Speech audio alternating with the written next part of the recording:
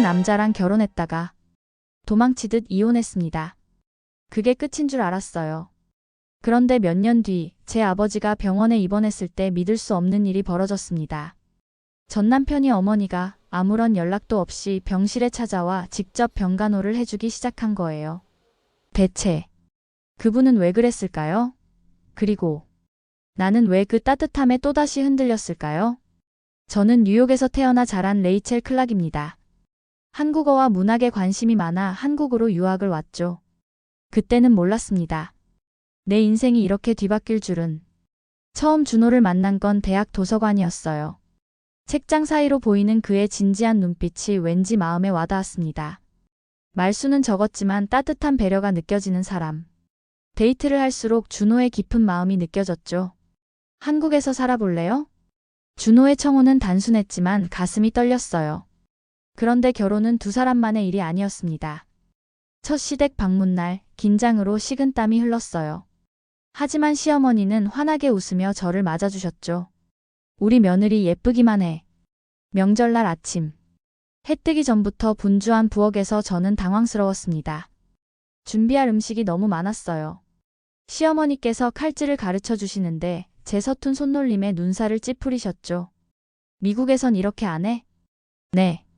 저희 집은 간단하게. 우리나라는 명절이 중요해. 가족을 위한 거야. 그 말에 반박할 수 없었습니다.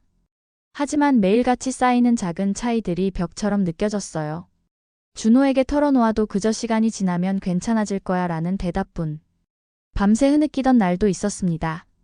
창밖은 서울의 불빛으로 반짝였지만 마음은 점점 어두워졌어요. 사랑만으로는 채울 수 없는 빈자리가 있었습니다. 시어머니의 우리 며느리는 한국식으로 살아야지라는 말이 귓가에 맴돌았죠. 미국식 솔직함과 한국식 예의가 충돌하는 순간마다 숨이 막혔어요. 준호는 그 사이에서 어떤 말도 하지 못했습니다. 결국 어느 비 오는 밤 캐리어를 꺼냈어요. 준호의 눈빛이 슬픔으로 가득했지만 말리지 않았습니다. 미안해, 더는 못하겠어. 제 목소리가 떨렸어요. 알아. 네가 힘들었다는 거. 미안해. 공항에서 뒤돌아보지 않으려 했지만 마지막 순간 돌아봤죠. 준호는 그대로 서 있었습니다. 무표정한 얼굴 하지만 눈가는 젖어 있었어요. 비행기 창문에 비친 제 얼굴에 눈물이 흘렀습니다. 사랑했는데 사랑만으로는 안 되더라고요. 뉴욕으로 돌아온 지 6개월. 익숙한 고향의 거리를 걸으며 생각했습니다. 이제 정말 끝났구나. 이혼 서류에 서명하고 다시 번역 일을 시작했어요. 겉으로는 모든 게 제자리로 돌아온 듯 했죠. 맨해튼 카페에서 맥주를 마시고 브루클린 거리를 걷고 센트럴 파크에서 달리기를 했습니다. 하지만 왜 이렇게 공허한 걸까요? 밤마다 꿈에서 한국의 거리, 준호의 무뚝뚝한 미소, 심지어 시어머니의 잔소리까지 그리워했어요. 대학 친구 케빈과 데이트도 시작했습니다. 그는 다정했어요. 하지만 언제나 뭔가 부족했죠. 케빈이 꽃을 선물할 때 문득 준호가 아픈 날 조용히 사왔던 호박죽이 생각났습니다. 괜찮아? 왜 울어? 케빈이 물었어요. 아니, 그냥 갑자기 생각이 나서. SNS를 열면 가끔 준호의 가족 소식이 보였습니다. 시어머니의 생신 파티, 시댁 가족들의 단체 사진. 저는 없는 자리였지만 왠지 모르게 마음이 아팠어요. 어느 날 밤 취한 상태로 준호에게 문자를 보냈습니다. 가끔 보고 싶어. 다음 날 아침 후회하며 핸드폰을 봤어요. 답장이 와 있었습니다. 나도. 가끔 어머니가 내 이야기를 해. 잘 지내? 그 짧은 문장에 가슴이 떨렸어요. 시어머니가 저를 기억한다고? 그렇게 갈등했던 분이? 친구들과의 모임에서 누군가 물었습니다. 한국에서 살았을 때 뭐가 제일 힘들었어? 입을 열려다 멈췄어요. 예전엔 불평할 게 많았는데 이상하게도 기억나는 건 따뜻한 순간들 뿐이었습니다. 시어머니가 아플 때 챙겨주던 보약, 명절날 함께 웃던 식구들, 준호가 말없이 제 어깨를 감싸주던 순간들. 사실 그때가 불편했지만 사랑받았다는 건 알겠어요. 그 말을 내뱉는 순간 눈물이 왈칵 쏟아졌습니다. 진심이었어요. 돌아본 지금에야 깨달았죠. 그들의 방식은 달랐지만 정말 날 가족으로 받아들였다는 걸. 케빈과의 데이트는 자연스레 끝났어요. 그는 알았던 것 같아요. 제 마음이 다른 곳에 있다는 걸. 뉴욕의 밤하늘을 보며 생각했습니다. 이곳이 내 고향인데 왜 집 같지 않을까? 아버지의 목소리가 전화기 너머로 평소보다 약하게 들렸습니다. 레이첼, 병원에 다녀왔어. 의사 선생님의 진단은 냉정했어요. 폐암 3기. 그 순간 세상이 무너지는 것 같았습니다. 아버지는 항상 건강하셨는데 어떻게 이런 일이? 병원비 청구서를 보고 숨이 막혔어요. 보험이 있었지만 감당하기 힘든 금액이었습니다. 병간호도 문제였죠. 어머니는 오래전에 돌아가셨고 저 혼자서 일하면서 아버지를 돌봐야 했어요. 괜찮아, 레이첼. 내 인생 살아. 아버지는 그렇게 말씀하셨지만 눈빛은 두려움으로 가득했습니다. 그날 밤 절망감에 SNS에 짧은 글을 올렸어요. 인생이 때로는 너무 가혹하다. 다음 날 아침 준호에게서 메시지가 왔습니다. 무슨 일 있어? 도움이 필요하면 말해. 처음엔 무시하려 했어요. 하지만 마음이 약해졌죠. 모든 상황을 털어놓았습니다. 아버지의 병, 감당할 수 없는 병원비, 막막한 현실을. 준호의 답장은 간결했어요. 한국 오면 치료받을 수 있어. 내가 돕겠다. 처음엔 황당했습니다. 어떻게 이혼한 전 남편에게 이런 도움을 받을 수 있을까? 하지만 방법이 없었어요. 아버지의 상태는 나빠지고 병원비는 쌓여갔습니다. 결국 용기를 내어 준호에게 전화했어요. 정말 가능할까요? 그래. 우리나라 의료 시스템이 좋아. 외국인도 적정한 비용으로 치료받을 수 있어. 준호의 목소리는 차분했지만 따뜻했습니다. 마치 예전처럼. 한 달 후 아버지와 함께 인천공항에 도착했어요. 불안한 마음으로 입국장을 나서는데 준호가 서 있었습니다. 변함없는 모습. 그런데 왜 이렇게 마음이 떨리는 걸까요? 잘 왔어. 간단한 한마디였지만 그 말에 안도감이 밀려왔어요. 서울의 대학병원에서 아버지는 새로운 치료를 시작했습니다. 의사 선생님들은 친절했고 병원 시설은 깨끗했어요. 무엇보다 미국보다 훨씬 저렴한 비용에 놀랐습니다. 이게 어떻게 가능한 거죠? 우리나라는 의료보험 체계가 잘 되어 있어. 외국인도 일정 부분 혜택을 받을 수 있지. 준호는 매일같이 병원에 들렀어요. 바쁜 회사 일정에도 불구하고 아버지의 상태를 확인하고 필요한 것을 챙겨주었습니다. 처음엔 어색했지만 아버지는 금세 준호와 친해졌어요. 내 전 남편이 이렇게까지 해주다니 참 고마운 사람이구나. 아버지의 말씀에 마음이 복잡해졌습니다. 맞아요. 이혼했는데도 이렇게 도와주는 사람이 세상에 몇이나 될까요? 그날 밤 병원 복도에서 준호와 둘이 남았어요. 말없이 커피를 마시는데 갑자기 눈물이 흘렀습니다. 왜 이렇게까지 해주는 거예요? 준호는 잠시 생각하더니 대답했어요. 가족이니까. 그 말에 가슴이 뭉클해졌습니다. 이혼했는데도 여전히 가족이라고요? 아버지의 입원이 길어지면서 저는 한국에서의 생활을 다시 시작하게 됐습니다. 임시 거처를 구하려 했지만 준호의 부모님이 반대하셨어요. 무슨 소리야, 우리 집에 있어야지. 내 방 그대로 있잖아. 시어머니. 아니, 전 시어머니의 말씀에 당황했습니다. 그렇게 갈등했던 분이 이혼한 며느리를 왜 다시 받아주시는 걸까요? 처음엔 거절했어요. 하지만 병원과 가까운 위치, 그리고 아버지가 퇴원 후 머물 곳이 필요했기에 결국 동의했습니다. 이상한 기분이었어요. 다시 그 집, 그 방으로 돌아간다니. 문을 열고 들어가자 향긋한 된장찌개 냄새가 코를 찔렀어요. 시어머니는 분주하게 부엌을 오가셨습니다. 와, 배고프지? 밥 먹어야지. 테이블 위에는 제가 좋아하던 반찬들이 가득했어요. 시금치, 나물, 깻잎, 장아찌, 그리고 제가 특히 좋아하던 호박전까지. 믿을 수 없었습니다. 2년이 지났는데 내 취향을 기억하고 계셨다니.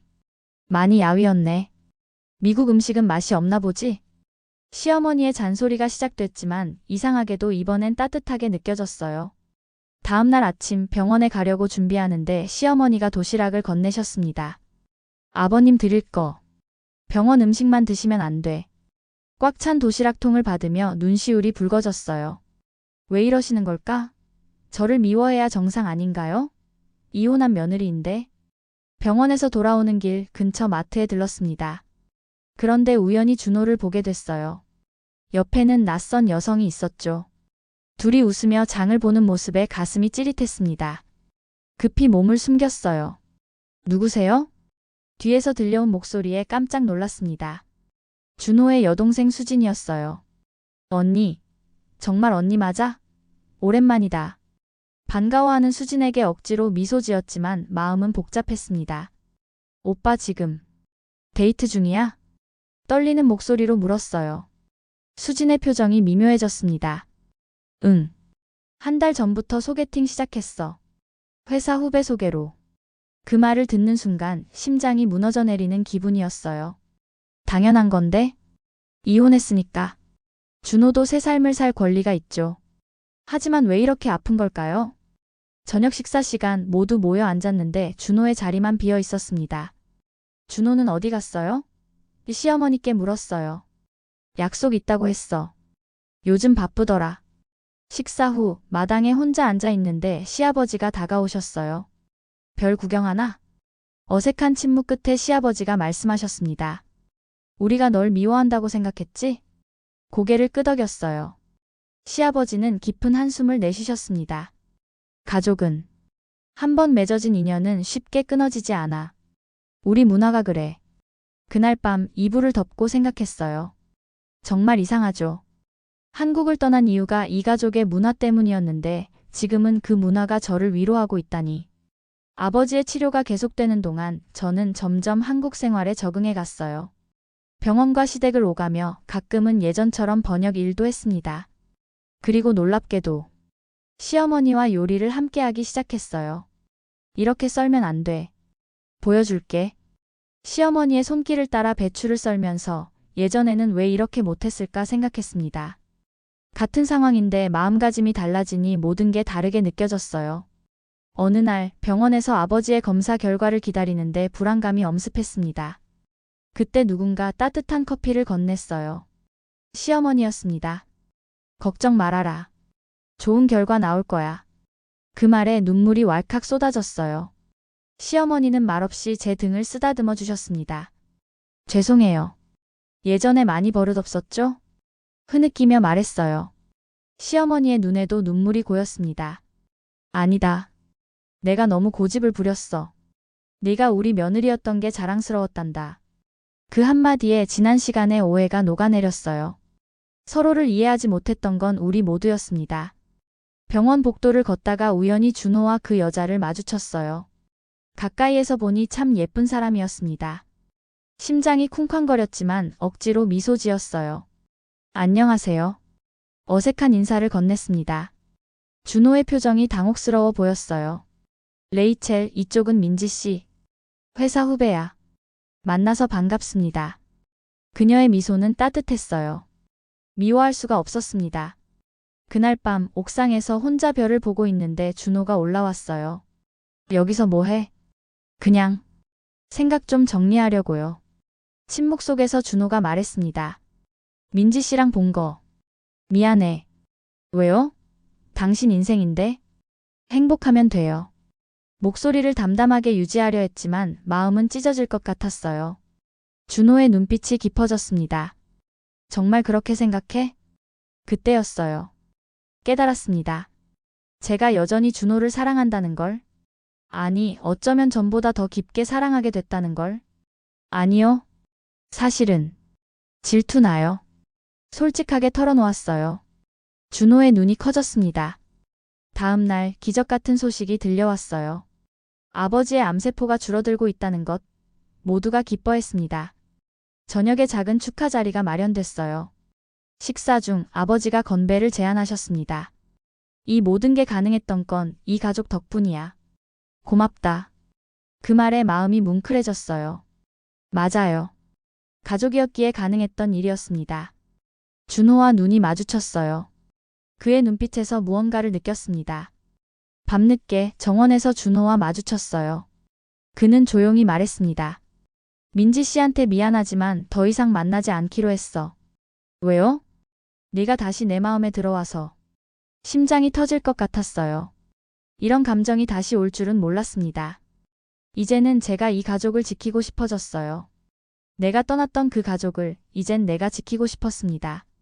봄이 와서 벚꽃이 피기 시작할 무렵 아버지의 상태는 놀랍게 호전됐습니다. 의사 선생님은 예상보다 빠른 회복세라며 기뻐하셨어요. 이전에 미국에서 받은 진단보다 훨씬 좋은 상태입니다. 이제 미국으로 돌아가셔도 정기검진만 받으시면 충분할 것 같아요. 그 말을 듣는 순간 가슴 한편이 묘하게 아팠습니다. 돌아가야 한다니. 처음엔 이렇게 길어질 줄 몰랐던 한국에서의 이 시간이 마치 꿈처럼 흘러갔는데 한국의 봄은 뉴욕과 달랐어요. 도시 전체가 분홍빛으로 물드는 벚꽃의 향연, 골목마다 풍기는 봄나물 향, 그리고 이제는 익숙해진 시어머니의 된장찌개 냄새까지. 이 모든 것을 두고 떠나야 한다니. 저녁 시간 아버지는 제 손을 꼭 잡으셨습니다. 레이첼, 이제 미국으로 돌아갈 시간이구나. 내 일도 있고. 그 말에 눈물이 차올랐어요. 목구멍에서부터 뜨거운 무언가가 올라오는 느낌이었죠. 사실, 저는 여기에 남고 싶어요. 제 입에서 나온 말에 스스로도 놀랐습니다. 하지만 진심이었어요. 정말 진심이었습니다. 아버지는 깊은 눈빛으로 저를 바라보셨어요. 준호 때문이니? 그것도 있지만, 이 가족, 이 공간, 이 문화에서 제가 진짜 원하던 걸 찾은 것 같아요. 그날 밤 저는 한국에서의 시간들을 곰곰이 생각했습니다. 처음엔 불편했던 시어머니의 간섭이 이제는 따뜻한 배려로 느껴졌어요. 무뚝뚝하던 준호의 침묵이 이제는 든든한 신뢰처럼 다가왔고요. 미국 남자들처럼 감정을 화려하게 표현하진 않지만 말없이 곁을 지켜주는 그 믿음직함. 준호가 아버지 병간호를 위해 자기 휴가를 모두 썼다는 사실을 우연히 알게 됐을 때 가슴이 먹먹해졌어요. 왜 그걸 자랑스럽게 말하지 않았을까? 하지만 이제 알겠습니다. 그것이 한국 남자의 사랑법이었던 거예요. 다음 날 용기를 내어 준호에게 따로 이야기할 기회를 만들었어요. 한강변을 걸으며 서로의 마음을 솔직하게 털어놓았습니다.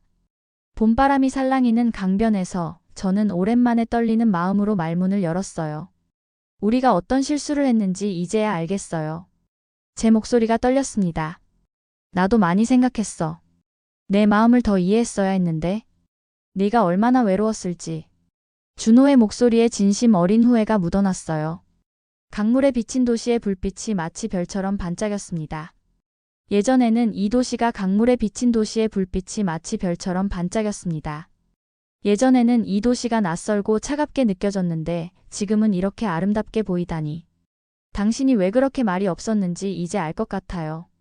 표현을 못하는 게 아니라 행동으로 보여주는 사람이었던 거죠. 준호는 수줍게 웃었어요. 그 미소가 예전보다 더 깊게 가슴에 와닿았습니다.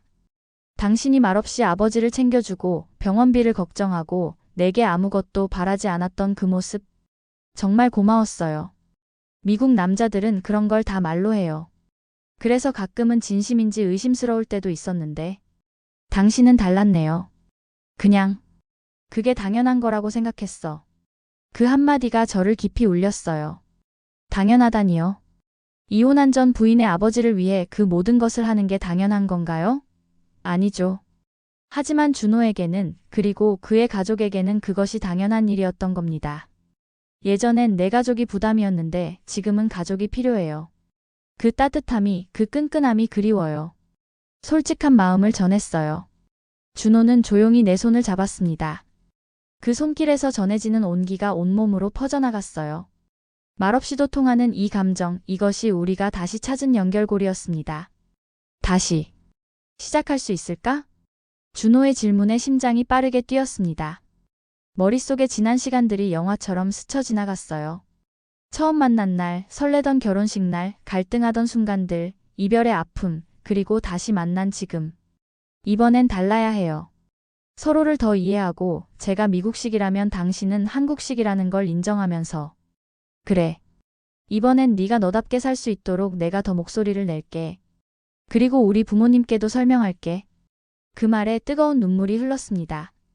이번엔 기쁨의 눈물이었어요. 미국에서 느끼지 못했던 이 안정감, 이 소속감이 제가 진정으로 원하던 것이었습니다. 밤이 깊어갈 무렵 강변의 조용한 카페에 앉아 우리는 미래를 이야기했어요.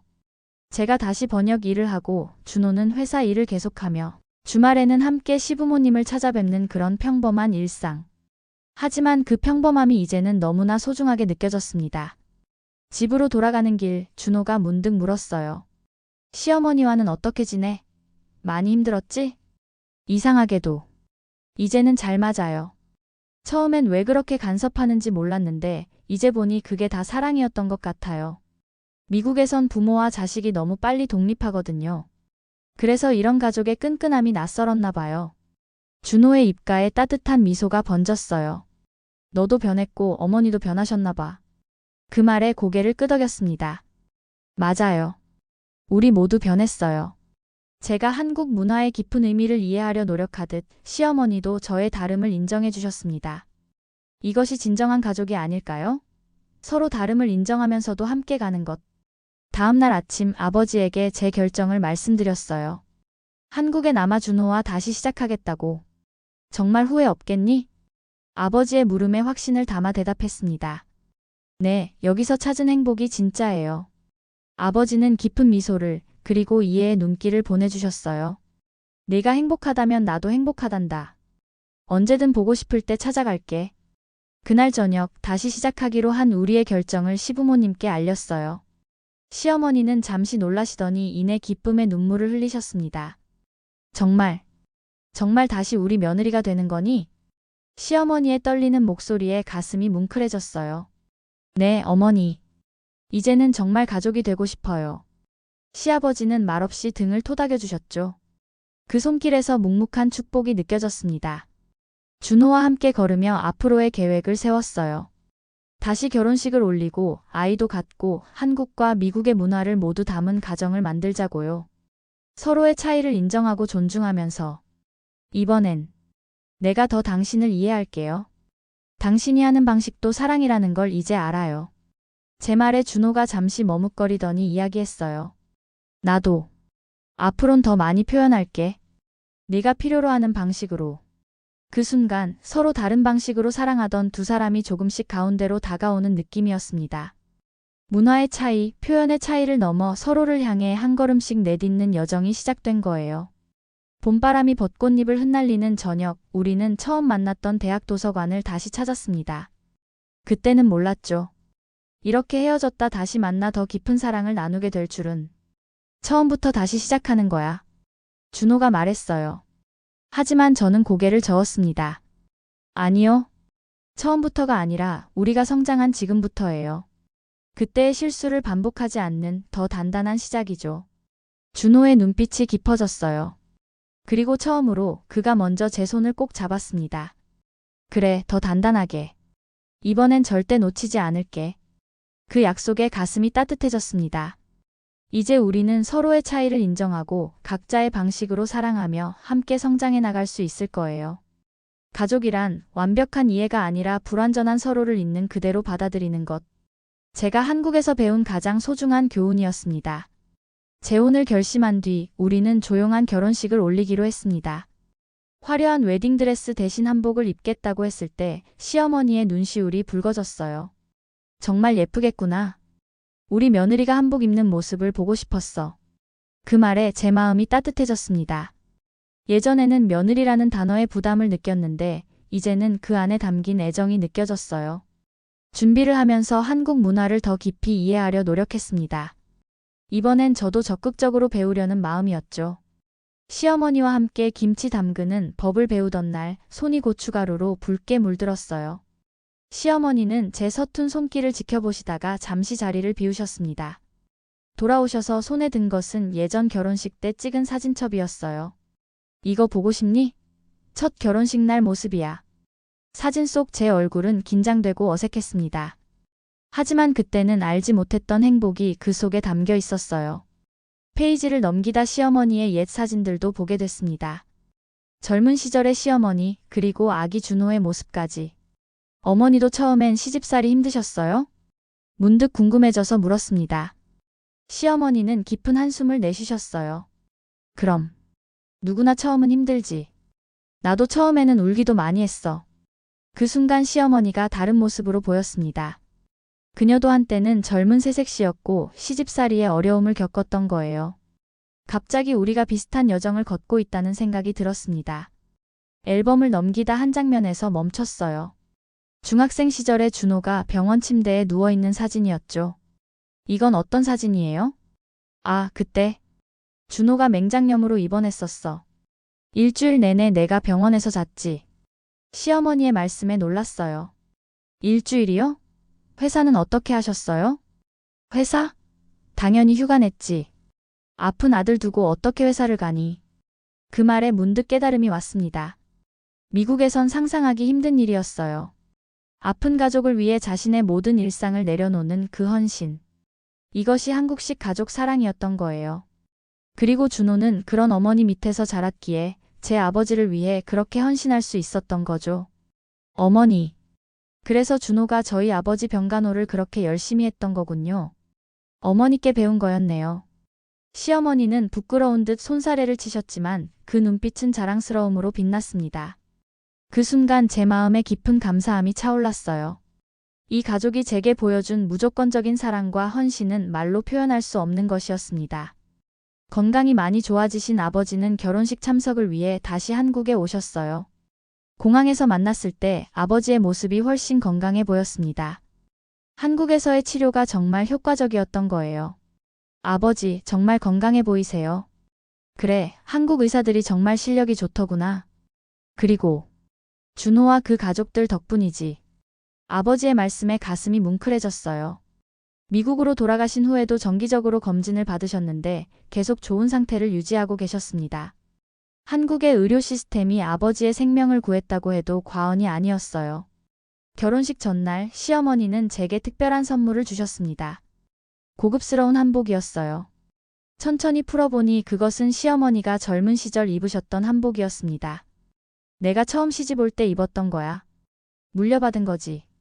네가 입었으면 좋겠어. 그 순간 눈물이 왈칵 쏟아졌어요.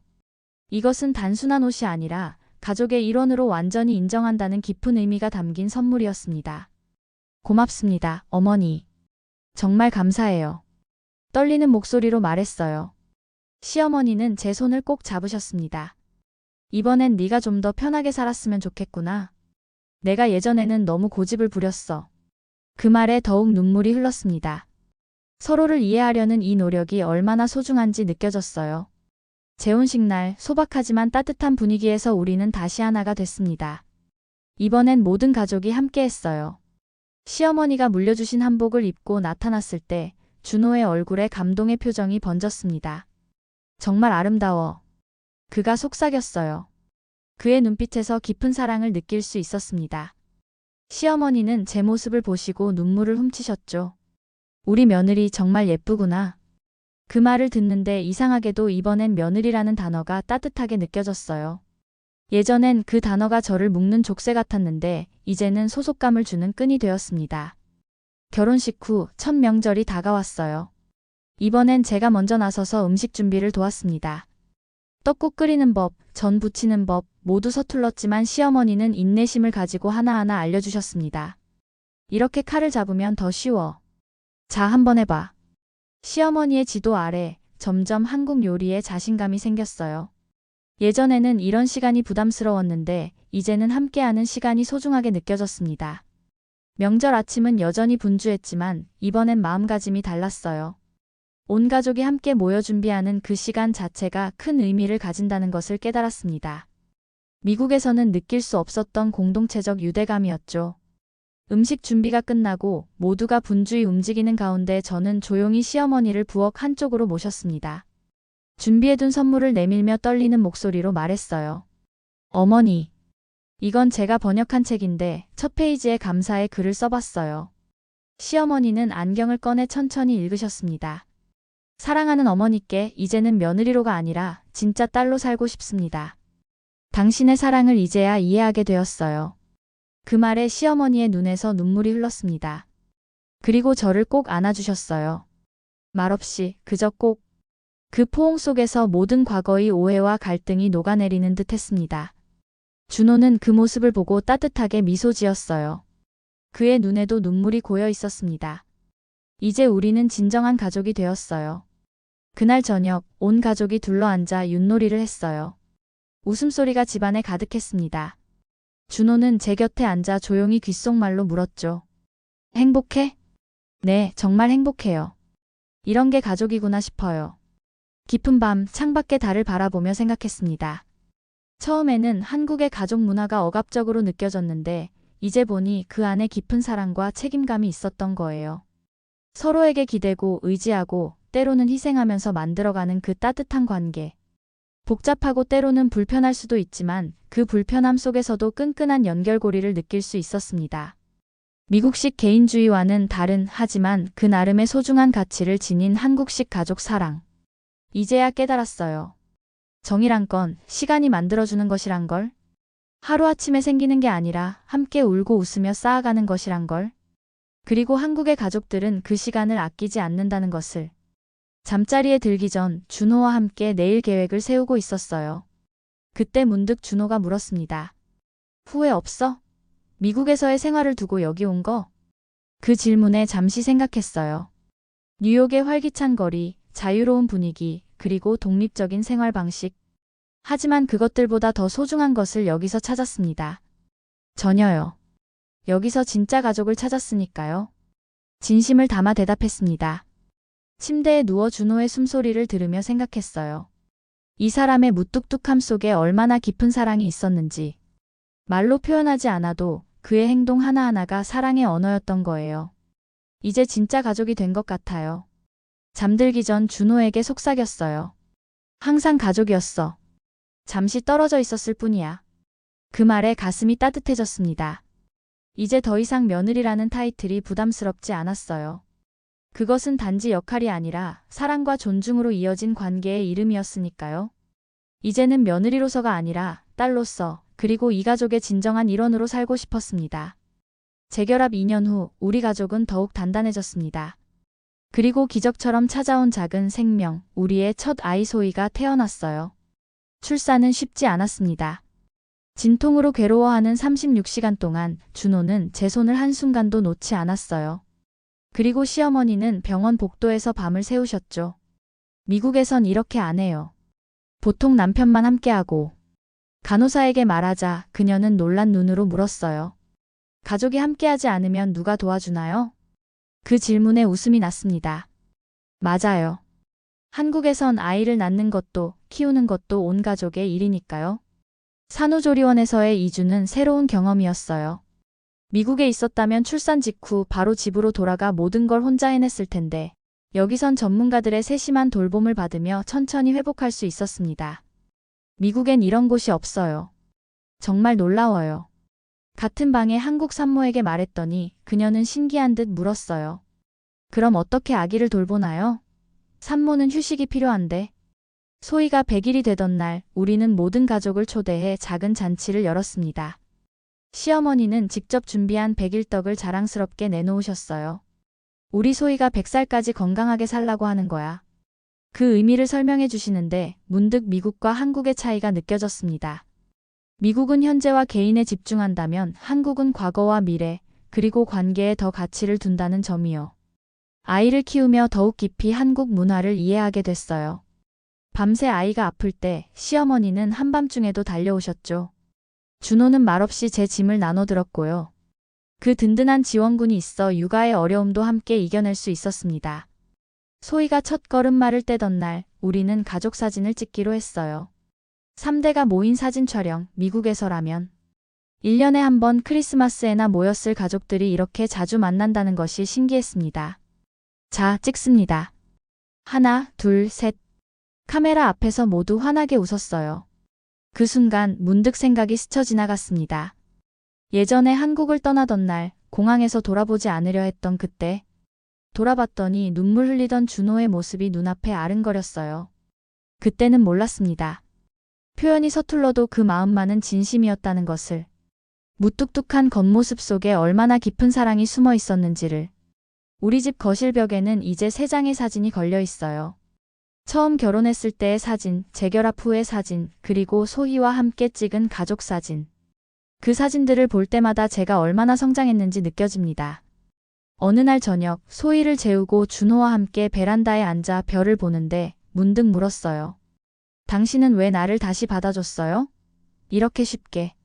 준호는 잠시 생각하더니 답했습니다. 쉽지 않았어. 하지만 한국 사람들은 한 번 맺은 인연을 소중히 여기잖아. 우리에겐 그런 게 있어. 그 말에 미소 지었어요. 맞아요. 연결, 인연, 그리고 정. 미국에선 찾기 힘든 그 깊은 유대감이 한국 문화의 핵심이었죠. 한국에서의 5년째 되는 날, 우리 가족은 함께 첫 결혼식을 올렸던 그 장소를 다시 찾았습니다. 이제는 소희의 손을 함께 잡고 세 사람이 걸었어요. 이제 어떨 것 같아? 준호가 물었어요. 깊은 숨을 들이마시며 대답했습니다. 그땐 너무 달라서 힘들었지만 지금은 달라서 더 고마워요. 한국이라는 가족을 이제는 정말 사랑하게 됐어요. 여러분, 오늘 이야기 어떠셨나요? 레이첼과 준호의 이야기를 통해 서로 다른 문화가 만나 충돌하고 이해하고 결국은 하나가 되어가는 과정을 보셨습니다. 때로는 다름이 장벽처럼 느껴지기도 하지만 그 다름을 인정하고 존중할 때 더 깊은 관계가 만들어진다는 것, 그리고 한국의 가족 문화가 가진 특별한 따뜻함과 끈끈함이 얼마나 소중한 가치인지를 느끼셨길 바랍니다. 레이첼이 한국 문화 속에서 진정한 가족의 의미를 발견했듯이 우리도 매일의 삶 속에서 가족의 소중함을 다시 한번 느껴보는 건 어떨까요? 다음 시간에도 여러분의 마음을 따뜻하게 해줄 이야기로 찾아뵙겠습니다. 긴 시간 함께 해주셔서 감사합니다. 지금까지 감동민국이었습니다.